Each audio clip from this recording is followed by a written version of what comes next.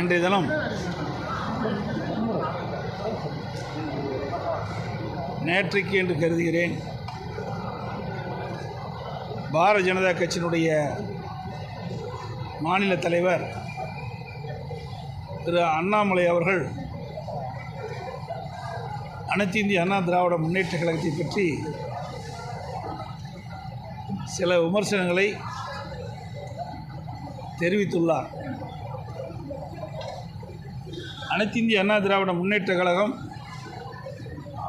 விக்கிரவாண்டி சட்டமன்ற இடைத்தேர்தலில் புறக்கணிப்பதாக ஏற்கனவே அறிவித்துள்ளது. அதற்கு என்ன காரணம் என்பதையும் நாங்கள் ஏற்கனவே விளக்கியமாக தெரிவித்துவிட்டோம். இருப்பினும் வேண்டுமென்றே அனைத்து இந்திய அண்ணா திராவிட முன்னேற்ற கழகத்தை குறை சொல்லி திட்டமிட்டு பேசியிருக்கின்றார். இந்த தேர்தலிலே அனைத்து இந்திய அண்ணா திராவிட முன்னேற்ற கழகம் போட்டிட்டிருந்தால் 3வது இடம் 4வது இடம் வந்திருக்கும் என்று ஒரு கருத்தை தெரிவித்திருக்கின்றார். அவர் மெத்த படித்தவர், மிகப்பெரிய அரசியல் ஞானி. அவருடைய கணிப்பு அப்படி இருந்திருக்கின்றது. நடந்து முடிந்த நாடாளுமன்ற தேர்தல், விழுப்புரம் நாடாளுமன்ற தொகுதியில் விக்கிரவாண்டி சட்டமன்ற தொகுதி வருகிறது. அதில் அனைத்து இந்திய அண்ணா திராவிட முன்னேற்ற கழகத்தைச் சேர்ந்த நாடாளுமன்ற வேட்பாளர் சுமார் 6800 வாக்குகள் தான் குறைவாக பெற்றிருக்கின்றார். 2வது இடத்திலே அனைத்து இந்திய அண்ணா திராவிட முன்னேற்ற கழகம் இருக்கின்றது. அதுவும் நாடாளுமன்ற தேர்தல், சட்டமன்ற தேர்தல் அல்ல. ஆனால் விக்கிரவாண்டி சட்டமன்ற இடைத்தேர்தலிலே அனைத்து இந்திய அண்ணா திராவிட முன்னேற்ற கழகம் புறக்கணிப்பதற்கு பல்வேறு காரணங்களை நாங்கள் எடுத்து சொல்லியிருக்கின்றோம். விடியா திமுக ஆட்சி பொறுப்பேற்ற பிறகு ஈரோடு கிழக்கு சட்டமன்ற இடைத்தேர்தல் வந்தது. அந்த தேர்தலிலே எப்படி திராவிட முன்னேற்ற கழகம் நடந்து கொண்டது என்று நாடே அறியும். வாக்காளர் பெருமக்களை ஆடு மாடுகளில் பட்டியலை அடைப்பதைப் போல அடைத்து வைத்து மக்களை வாக்காளரை கொடுமைப்படுத்தி வாக்காளருக்கு பணமழை பொழிந்து பல்வேறு பரிசு பொருட்களை கொடுத்துத்தான் அவர் வெற்றி பெற்றார்கள். ஜனநாயக முறைப்படி தேர்தல் நடக்கவில்லை. இது திரு அண்ணாமலைக்கும் தெரியும். அப்பொழுது எங்கள் கூட்டணியில் அங்க வைத்தார். அவரும் தேர்தல் பிரச்சாரத்துக்கு வந்தார். அவரும் பரப்புரையிலே பல்வேறு கருத்துக்களை தெரிவித்திருக்கின்றார். அப்படி இருந்தும் வேண்டுமென்றே திட்டமிட்டு இந்த விக்கிரவாண்டி சட்டமன்ற இடைத்தேர்தலிலே அனைத்து இந்திய அண்ணா திராவிட முன்னேற்ற கழகம்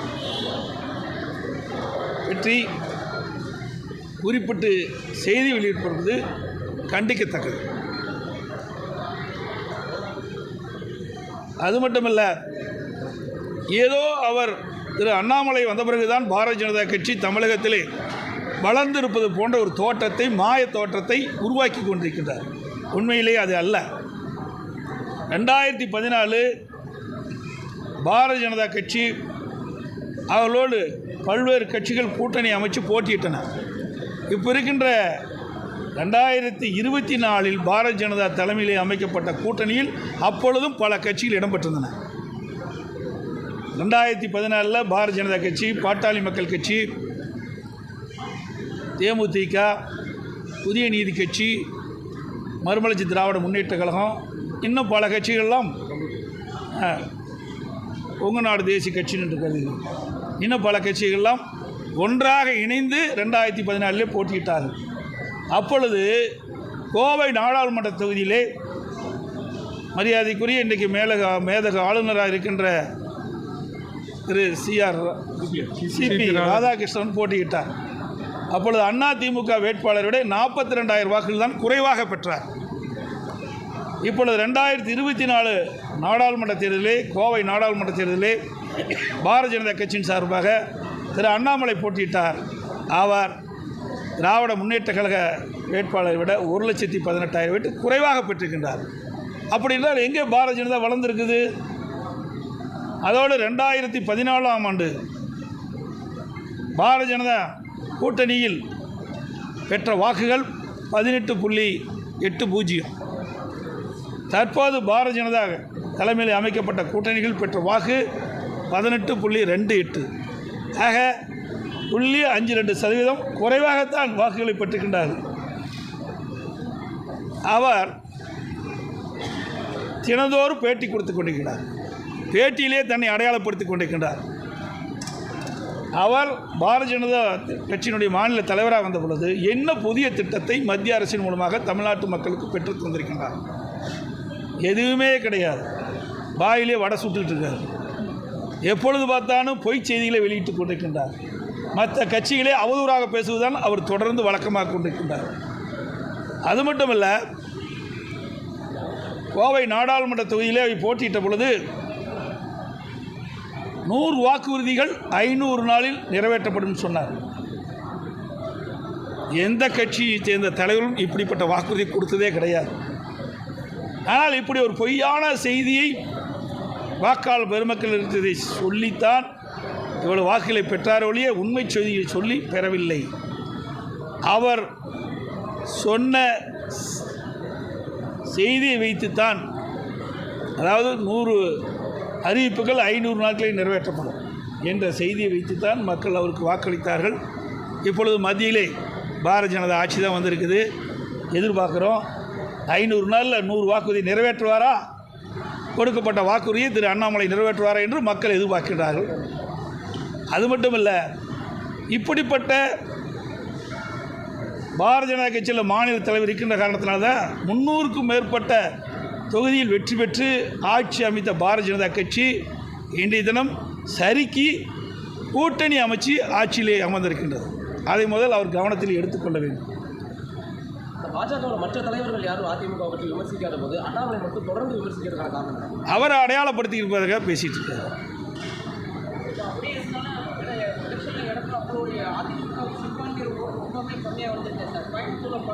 அதாவது சிறுபான்மை பெரும்பான்மை என்று பிரித்து பார்க்காதீங்க.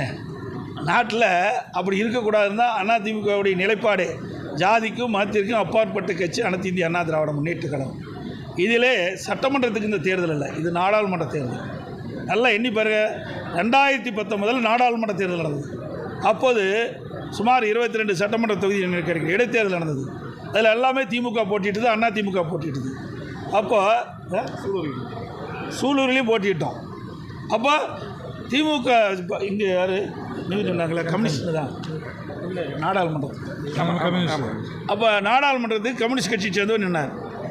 அப்போ அவர் வெற்றி பெற்றார். இப்போ சூலூரில் சகோதரர் கந்தசாமி போட்டிட்டார். அந்த இடைத்தேர்தல் நாங்கள் வெற்றி பெற்றோம். இப்படி தமிழ்நாடு முழுவதும் 9 இடத்துல நாங்கள் வெற்றி பெற்றோம். சட்டமன்றத்தில், பாராளுமன்றத்தில் அவர்கள் வெற்றி பெற்றாங்க. ஆக இது தமிழ்நாட்டு மக்களை பொறுத்த வரைக்கும் நாடாளுமன்றத்துக்கு ஒரு மாதிரி வாக்களிக்கிறாங்க, சட்டமன்றத்துக்கு ஒரு மாதிரி வாக்களிக்கிறாங்க. இதுதான் நிலைப்பாடு. அதிமுகவினர் வந்து என்ன பாமகவுக்கு வந்து வாக்களிக்கணும் அப்படின்னு சொல்லி ராமதாஸ் கேட்டிருக்காரு. அது அவருடைய விருப்பம்.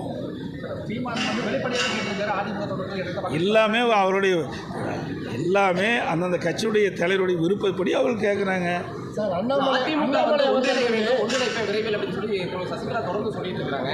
அதே வேளையில் ஓபிஎஸ் சசிகலாவை பார்க்குறேன் அப்படின்னு இருக்காரு. ஓபிஎஸ் மீண்டும் வந்தால் சேர்த்துக்குவீங்களா? ஓபிஎஸ் மீண்டும் அதிமுக நானா இணைகிறேன் அப்படின்னு சொல்லி இணைக்கிறது. அதாவது அவர் போகிறது வர்றது அப்படிலாம் அந்த கட்சி கிடையாது. இது கடையில் விற்கிற பொருள் அல்ல. இது ஒரு கட்சி. அதிமுகவுக்கு என்று சில விதிமுறைகள் இருக்கின்றன. அந்த விதிமுறைப்படி தான் கட்சி நடத்துவோம். இன்றைக்கு இந்த கட்சிக்கு விரோதமாக அவர் ஈடுபட்ட காரணத்தினால்தான் அனைத்து இந்திய அண்ணா திராவிட முன்னேற்ற கழகத்திலிருந்து அவர் அடிப்படை உறுப்பிலிருந்து நீக்கப்பட்டார். இது நானோ அல்லது அறிவிச்சவர் வேலுமணியை நீக்கல. அனைத்து இந்திய அண்ணா திராவிட முன்னேற்ற கழக தொண்டர்களுடைய மனநிலையில் அங்கு வந்த பொதுக்குழு உறுப்பினர்கள் அவளுடைய எண்ணப்படி தீர்மானம் கொண்டு வரப்பட்டு பொதுக்குழுவில் ஏகமனதாக தீர்மானம் நிறைவேற்றப்பட்டு அந்த தீர்மானத்தின் அடிப்படையில் தான் அவர் அடிப்படை உறுப்பிலிருந்து நீக்கிறோம், பொறுப்பிலிருந்து நீக்கிறோம். அவர் மட்டுமல்ல, அவரோடு சேர்ந்து 3 பேரும் நீக்கப்படுகிறாங்க. ஆக இது பொதுக்குழுவால் எடுக்கப்பட்ட முடிவு. ஒட்டுமொத்த அனைத்து இந்திய அண்ணா திராவிட முன்னேற்ற கழக தொண்டனுடைய குரலை பொதுக்குழு உறுப்பினர் மூலமாக ஒழிக்கப்பட்டு பொதுக்குழு உறுப்பினர்கள் எடுத்த முடிவின்படி அவர்கள் அடிப்படை உறுப்பினர் நீக்கப்பட்டவர்கள். அவள் சேர்த்துக்கிட்ட எண்ணம் ஒருபோதும் கிடையாது. எல்லாரும் ஒன்றிணைப்போம் சொல்லியிருக்காங்க. சசிகலாவுடைய கருத்து எப்படி பார்க்குறீங்க? மீண்டும் எல்லாரும் ஒன்றிணைப்போம் அப்படின்னு சொல்ற சசிகலாவுடைய கருத்து எங்கே ஒன்று இப்போ அவையில் கட்சியில் இல்லையே, அவர்களே உறுப்பினரே இல்லை, அவர் எப்படி போய் ஒன்று இணைக்க முடியும்? அதாவது அது மட்டும் இல்லை, இதில் பார்த்தீங்கன்னா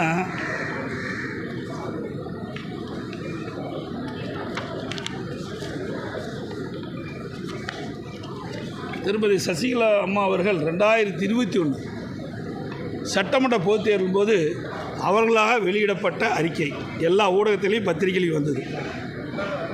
அந்த அப்போ என்ன சொல்லியிருக்கிறாங்க,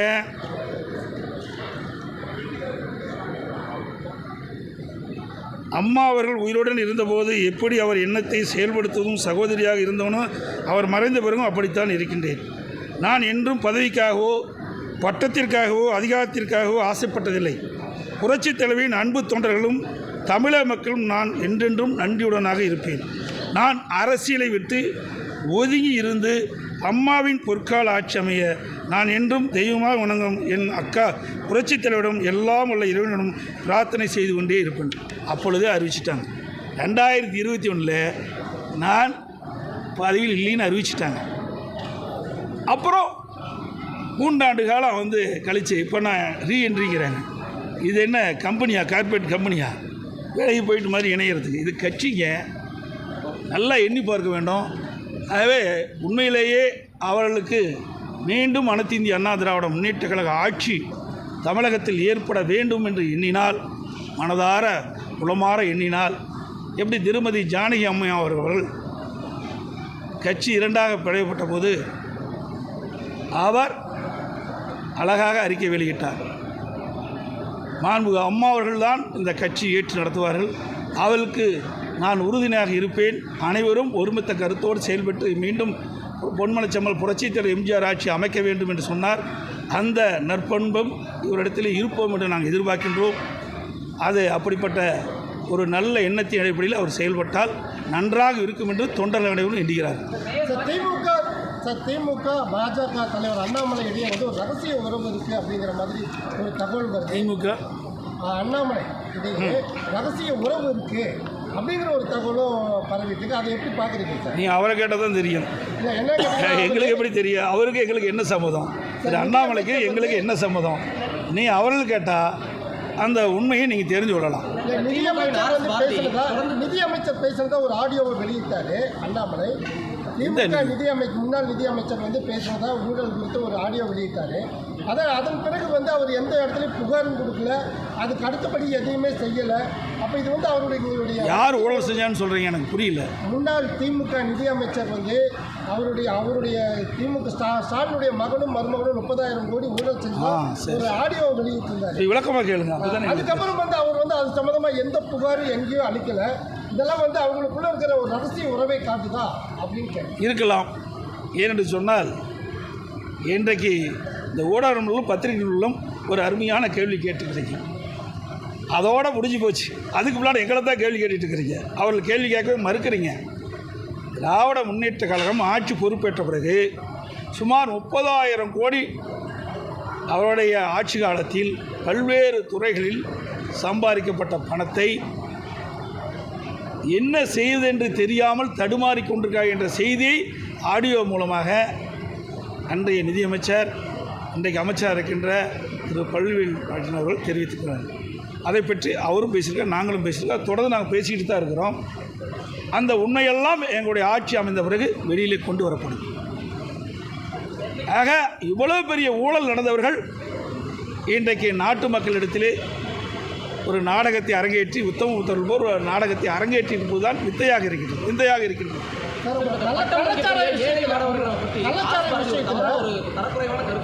என்னங்க பட்டம் படித்து ஏழை மாணவர்கள் பற்றி ஆர்எஸ் பாரதி தரக்குறைவான ஒரு கருத்து சொல்லியிருக்காரு. தொடர்ந்து இந்த மாதிரி ஒரு சில கருத்துக்கள் கல்வி செல்வத்தை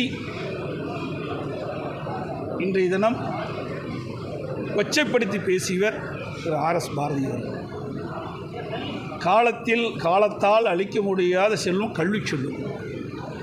எல்லா செல்வத்தையும் ஏதோ ஒரு காலகட்டத்தில் நாம் இழந்து விடுவோம். ஆனால் நம் உடலில் உயிர் ஒட்டி இருக்கின்ற வரை அளிக்க முடியாத ஒரே செல்வம் கல்வி செல்வம். அந்த கல்வி செல்வத்தை கொச்சைப்படுத்தி பேசியவர் திரு ஆர்.எஸ். பாரதி. கண்டிக்கத்தக்கது. அவர் அண்மை காலமாக இப்படிப்பட்ட கருத்தை சொல்லிக் கொடுதான் இருக்கின்றார். வயது முதிர்வின் காரணமாக இப்படிப்பட்ட கருத்தை சொல்லியிருப்பார் என்று கருதுகிறேன். இது வன்மையாக கண்டிக்கத்தக்கது. பட்டம் படித்தவர்களை கேவலப்படுத்துவதாக நாங்கள் எண்ணுகிறோம். அனைத்து இந்திய அண்ணா திராவிட முன்னேற்ற கழகம் ஆட்சியில் இருக்கின்ற பொழுது கல்விக்கு முன்னுரிமை கொடுத்தோம். அதனால் பல கல்லூரிகள் தமிழகத்திலே தோற்றுவிக்கப்பட்டு அதிகம் பேர் பட்டப்படிப்பு படிக்கக்கூடிய சூழ்நிலையை உருவாக்கி தந்த அரசாங்கம் அதிமுக அரசாங்கம், அதற்கு துணை இருந்தது அதிமுக கட்சி. ஆகவே இதற்கெல்லாம் எதிர்காலத்திலே இன்றைக்கு பட்டம் படித்தவர்கள் தகுந்த பதிலடியை கொடுப்பார்கள். கள்ளச்சாராய விஷயத்தில் வழக்கு பதிவு செய்கிறதுலேயே பல்வேறு முறைகேடுகள் இருக்கிறதா தெரிய வருது. குறிப்பாக பார்த்தீங்க அப்படின்னா இப்போ பொள்ளாச்சியில் நடந்த சம்பவத்தில் பாதிக்கப்பட்டவர்கள் வந்து ஃபஸ்ட்டு பூச்சிக்கொல்லி மருந்து குடிச்சதாக சொன்னாங்க. ஆனால் அதே நேரத்தில் இந்த நம்ம ஆழியார் காவல் நிலையத்தில் கள்ளச்சாராயம் பயன்படுத்துகிறதா 20 மீது வழக்கு பதிவு செஞ்சுருக்கிறாங்க. இந்த முறைகேட்டை எப்படி பார்க்குறீங்க சார்? இதெல்லாம் மறைக்கிறாங்க, திட்டமிட்டு மறைக்கிறாங்க. ஏன்னா கள்ளக்குறிச்சி கள்ளச்சாராய மரணத்திற்கு பிறகு பல்வேறு இடங்களில் இப்படிப்பட்ட சம்பவம் நடந்துக்கிட்டு தான் இருக்குது. இது ஆனமலையில் தானே பிடிச்சாங்க. இது ஆனமலையில் நடைபெற்ற சம்பவம். இங்கே மருத்துவமனையில் கூட எங்கள் சட்டமன்ற உறுப்பினரை பார்க்குறதுக்கு அனுமதிக்கலை. அந்த கள்ளச்சாராயம் பருகியவர்களை குடித்தவர்கள் பாதிக்கப்பட்டு மருத்துவமனை சிகிச்சை பெற்று வருகின்ற பொழுது அந்த சட்டமன்ற உறுப்பினர் என்ற முறையில் எங்களுடைய சட்டமன்ற உறுப்பினர்கள், இங்கே கோவை மாவட்டத்தை சேர்ந்த சட்டமன்ற உறுப்பினர்கள் அந்த பாதிக்கப்பட்டவர்களுக்கு ஆறுதல் சொல்ல வேண்டும் என்பதற்காக மருத்துவமனைக்கு சென்றார்கள். அவர்களை பார்ப்பதற்கு கூட அனுமதியை அளிக்கவில்லை. அது மட்டுமல்ல, இப்பொழுது விழுப்புரத்தில் கூட ஏதோ கள்ளச்சாராயம் குடித்து பாதிக்கப்பட்டவர்களாக செய்திகள் வந்துள்ளன. அதோட கடலூர் மாவட்டத்தில் ஒரு பெட்ரோல் பங்கில் 2000 லிட்டர் மெத்தனால் பதுக்கி வைத்திருந்ததாக செய்தி வெளிவந்தது. அதோட திருத்தணியில் ஆந்திராவிலிருந்து ஒரு 25 லிட்டர் கள்ளச்சாராயம் கடத்தப்பட்டதாகவும் பிடிக்கப்பட்டதாக. இப்படி தொடர்ந்து தமிழகத்தில் ஆங்காங்கே கள்ளச்சாராயம் விற்பனை நடந்து கொண்டு தான் இருக்கின்றது. சிலதை பிடிக்கிறாங்க, சிலது பிடிக்கல. நான் ஏற்கனவே ஊடகத்தின் வாயிலாக செய்தியின் வாயிலாக அன்றாடம் தெரிவித்து கொண்டு தான் இருக்கின்றேன். தமிழகத்தில் சட்ட ஒழுங்கு அடியோடு சீர்கெட்டு விட்டது. எங்கே பார்த்தாலும் கொலை, கொள்ளை, திருட்டு, வழிப்பறிவு, பாலியல் வன்கொடுமை நடந்த வண்ணம் இருந்து கொண்டிருக்கின்றது. இந்த அரசு அதை வேடிக்கை பார்த்து கொண்டிருக்கின்றது. திறமையற்ற முதலமைச்சர், பொம்மை முதலமைச்சர் தமிழகத்தை ஆளுகின்ற காரணத்தினால்தான் இன்றைக்கு சட்ட ஒழுங்கு படுபாதாளத்தில் இன்றைக்கு சென்று விட்டது. கள்ளச்சாராயம், விஷச்சாராயம் எங்கே பார்த்தாலும் விற்பனை செய்யப்பட்டு அதனால் ஏழை மக்கள் கடுமையாக பாதிக்கப்படுகிறார் என்பதையெல்லாம் அடிக்கடி நான் சட்டமன்றத்திலும் சுட்டிக்காட்டினேன். இன்றைக்கு ஊடக நண்பர்களையும் பத்திரிகை நண்பர்களையும் சந்திக்கின்ற பொழுதும் இதை சுட்டிக்காட்டினேன். ஆனால் இதற்கு இந்த அரசு எவ்வித நடவடிக்கையும் எடுத்ததாக தெரியவில்லை. மேயர்கள் 2 பேரும் வந்து ராஜினாமா பண்ணியிருக்காங்க. அவங்களுடைய ஊழல் குற்றச்சாட்டுகள் காரணமாக தான் வந்து அவர் ராஜினாமா செய்ய சொன்னதாக இருக்கலாம். ஏன்னா அங்கே மட்டும் இல்லை, தமிழ்நாடு முழுவதும் இருக்கின்ற மேயர்கள், அந்த திமுக இருக்கின்ற உள்ளாட்சி அமைப்பு பிரதிகள் அவர் செய்கின்ற ஊழல் அளவே இல்லை. ஆனால் பத்திரிகை ஊடகங்கள் போட மாட்டேங்கிறீங்களே, அது வெளியில் கொண்டு வாங்க. என்னென்ன ஊழல் நடைபெற்றது என்ற விவரங்களை ஊடகத்தின் வாயிலாக பத்திரிகை நாட்டு மக்களுக்கு தெரிவிங்க. நடுநிலையோடு செயல்பட்டால் நிச்சயமாக இந்த அரசு அடுத்தது காணாமல் போயிடும். இப்போவும் சொல்கிறேன், ரிக்வெஸ்ட் பண்ணி கேட்டுக்கிற ஊடக நண்பர்கள் பத்திரிகை நடுநிலையோடு செயல்படுங்க. இன்றைக்கு எங்கே தவறு நடக்குதோ அந்த தவறை ஊடகத்தின் வாயிலாக பத்திரிகை வாயிலாக வெளிப்படுத்தினால் இந்த அரசு காணாமல் போய்விடும். திமுக என்ற கட்சி காணாமல் போய்விடும். அந்த அளவுக்கு ஊழல் மலிந்த ஒரு அரசாங்கமாக இன்றைக்கு இருந்து கொண்டிருக்கின்றது. ஊழல் நடைபெறாத துறையே இல்லை, எல்லா துறையிலும் நடைபெற்று கொண்டிருக்கிறது. எனக்கு முன்னால் கேள்வி கேட்டீங்களே, ஒரு திராவிட முன்னேற்ற கழக அமைச்சரவை அரசில் அங்கம் வைக்கின்ற ஒரு நிதியமைச்சரே இப்படி ஊழல் குற்றச்சாட்டை தெரிவிச்சிருக்காரு. அப்படின்னா அது உண்மையாக தானே இருக்கும். விக்கிரவாண்டி தேர்தல் உங்களோட ஸ்டாண்ட் யாருக்கு? பாமக வந்து ஏங்க நாங்கள் புறக்கணிச்சுட்டு அப்புறம் எப்படி ஸ்டாண்டு சொல்லுங்கள்? ஓட்டு போடுறவங்களுக்கு அப்படி எப்படி சார்? நல்லா கேளுங்க. புறக்கணிப்புன்னா என்ன? புறக்கணிப்புன்னு நாங்கள் வெளியிட்டாச்சு.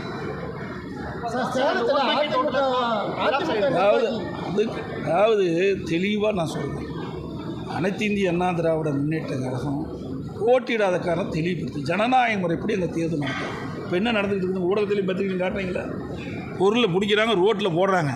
ராம்ராஜ் சட்டை, இப்போ நாங்கள் போட்டுருக்க சட்டையில் விலை கம்மி. அந்த சட்டையெல்லாம் பார்த்தீங்கன்னா ஒரு சட்டை 2000 ரூபாய் 3000 ரூபாய்க்கு விற்கின்னு நினைக்கிறேன்.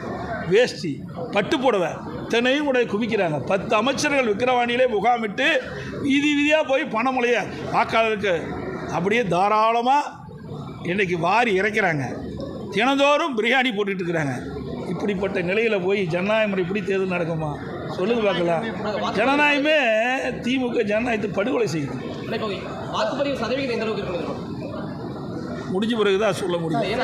புறக்கணிச்சிருக்குது. அதாவது வாக்கு சதவீதம் எப்படி இருக்கு என்பதை நம்ம சொல்ல முடியாது. ஏன்னா இந்த இடைத்தேர்தலில் 10 அமைச்சர்கள் அங்கேயே முகாமிட்டு செய்கிறார்கள். அங்கே போட்டியிடுற கட்சிகள்லாம் அங்கங்கே முகாமிட்டு செய்கிறாங்க. அதில் எவ்வளோ வாக்கு சதவீதம்ன்றது தேர்தல் முடிஞ்ச பிறகு தான் தெரியும். அதில் ஒன்றும் தெரியாது. ஆகவே நீங்கள் சிந்திச்சு பாருங்கள். அனைத்து இந்திய அண்ணா திராவிட முன்னேற்ற கழகம் தான் நாட்டு மக்களுக்கு நன்மை செய்கின்ற இயக்கம். மீண்டும் 2026 தமிழகத்தில் அனைத்து இந்திய அண்ணா திராவிட முன்னேற்ற கழகம் ஆட்சி அமைக்கும். அனைத்து கூட பத்திரிகையாளர்களுக்கும் நன்றி, வணக்கம்.